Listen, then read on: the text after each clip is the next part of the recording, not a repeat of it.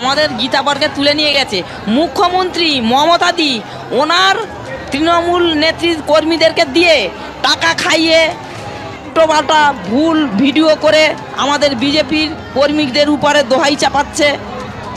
এই আন্দোলনের জন্য আমাদের প্রতিবাদী মুখ গীতাদি প্রতিবাদ করতে গিয়ে তাকে কালকে রাত্রে পুলিশ এসে ধরে নিয়ে গেল, তাকে থানায় নিয়ে গেছে।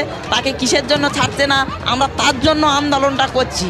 আর মমতাদি তো কয়েকদিন আগে তো ভাষণ দিয়েছিল, বলেছে যে আমি রাজভবনে যাব না, আমাকে যদি রাজ্যপাল যদি দেখা করতে হয় আমাকে রাস্তায় এসে দেখা করুক।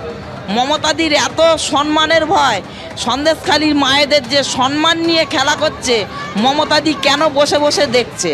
এর জবাব আমরা ওকে চাইছি, এর জবাব ওকে দিতে হবে। ও যদি 60 বছর বয়সে যদি ও সম্মান নিয়ে ওর সম্মান যদি দেখতে পারে, ও এই সন্দেশখালীর মায়েদের সম্মান কেন দেখে না?